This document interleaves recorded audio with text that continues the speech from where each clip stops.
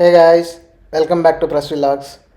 యాక్చువల్గా మా అత్తగారింటి దగ్గర వ్రతం చేస్తున్నాము. అది వచ్చేసి సత్యనారాయణ వ్రతము. అది యాక్చువల్గా మా మ్యారేజ్ టైంలో చేసుకోవాల్సి ఉంది. బట్ అప్పుడు సిచ్యువేషన్స్ బాగలేక అది పోస్ట్ పోన్ అయింది. సో ఆఫ్టర్ 2 years మేము మళ్ళీ సత్యనారాయణ వ్రతం చేస్తున్నాం మా అత్తగారింటి దగ్గరేను. సో దానికి ఏర్పాట్లన్నీ చేసుకున్నాము.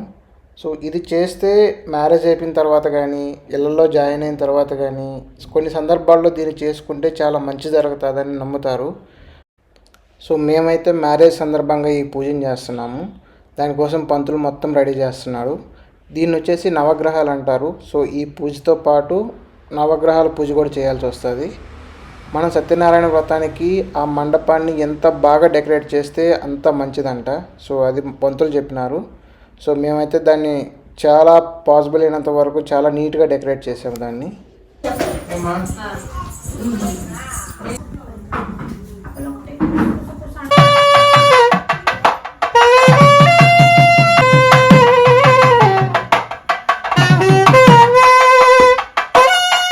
సత్యనారాయణ వ్రతంలో మెయిన్ ఇంపార్టెంట్ పంచామృతం. నాకు చాలా బాగా ఇష్టమైంది కూడా. సో అది మొత్తం ప్రిపేర్ చేసుకుంటూ మేమైతే పూజలో కూర్చున్నాము. సో పూజ అయితే అరౌండ్ 2 hours దాకా 2 hours కానీ 3 hours కానీ పడుతుంది. సో స్టార్టింగ్ మనకి వినాయకుడి పూజ ఉంటుంది. సో వినాయకుడి పూజ అయిపోగానే నవగ్రహాల పూజ చేస్తారు. నవగ్రహాల పూజ అయిపోయిన తర్వాత సత్యనారాయణ స్వామి వ్రతం చేస్తాం. శ్రీ గురుభ్యో నమః. హరి ఓం. గణానాం త్వా గణపతిగం హవామహే కవిం కవి. గురు బ్రహ్మ గురుర్విష్ణు గురుదేవో మహేశ్వరః. గురు సాక్షాత్ పరబ్రహ్మ తస్మై శ్రీ గురవే నమో నమః. నాయ స్వాహ సలగ పూసుకోవచ్చు. నారాయణాయ స్వాహ, మాధవాయ స్వాహ సలగ, మాధవాయ స్వాహ, గోవిందాయ నమః కింద వదిలేండి, గోవిందాయ నమః కింద వదిలేండి. ఇది ఆచమనం 3 సార్లు. అంటే ఈ కార్యక్రమాన్ని మీకు వివరంగా చెప్తాను నేను, ఎట్లా చేయాలి సత్యనారాయణ వ్రతం. మీకు తెలిసి ఉంటుంది సత్యనారాయణ వ్రతం అంటే ఎట్లా చేయాలి అందరికీ తెలుసు, కానీ వివరించి చెప్తాను. ఎందుకంటే అర్థవంతంగా మనం పూజ చేస్తే దానికి ఫలితం ఇంకా ఎక్కువ ఉంటుంది. అర్థం లేని పని వ్యర్థం. ఏదైనా మనం పని చేసినప్పుడు దాని గురించి అవగాహన తెలుసుకొని పూర్తిగా దాని గురించి వివరంగా తెలుసుకొని చేస్తే ఫలితం ఎక్కువ ఉంటుంది. పూజ కానివ్వండి, ఏదైనా పని కానివ్వండి, అవగాహనతో చేయాలి. అవగాహన లేకుండా తెలియకుండా ఏదో స్వామి చెప్పాడు చేసేస్తాం.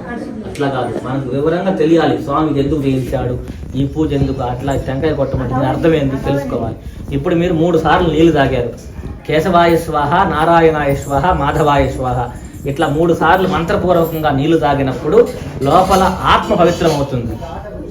అంటే భగవంతుడి యొక్క కార్యక్రమానికి శరీరం స్నానం చేస్తే శుభ్రం అవుతుంది, సరిపోదు, అర్హత లేదు. 3 సార్లు మంత్రపూర్వకంగా నీళ్లు తాగినప్పుడు లోపల ఆత్మ కూడా శుభ్రం అవుతుంది. శరీరము లోపల ఉండే ఆత్మ 2 శుభ్రంగా తయారైతేనే కూర్చొని దేవుడు పూజ చేసేదానికి అర్హత వస్తుంది. మెయిన్ పూజ అయిపోయిన తర్వాత పూజారి ఒక 5 కథలు చెప్తాడు సత్యనారాయణ వ్రతం గురించి. సో ఆ 5 కథలు చాలా బాగుంటాయి. ఆ 5 కథల్లో మెయిన్ సారాంశం ఏంటంటే, సో ఆ పూజని ఎవరు చేయొచ్చు, చేస్తే ఎటువంటి సందర్భాల్లో చేసుకోవాలి, చేయడం వల్ల ఫలితాలు ఏమిటి, చేయకపోతే వచ్చే నష్టాలు ఏమిటి, వీటన్నిటి గురించి చెప్తాడు. 5 కథలు కూడా చాలా బాగుంటాయి. సో దాన్ని ఎవరైతే వింటారో సో వాళ్ళకు కూడా మంచి జరుగుతుందని నమ్ముతారు. సో అందుకని చెప్పేసి వచ్చిన వాళ్ళందరూ కూడా అక్కడ కూర్చొని ఆ 5 కథలని విన్నారు. మొత్తం కథలన్నీ అయిపోయిన తర్వాత ఫైనల్గా పంతులు హారతి ఇస్తాడు.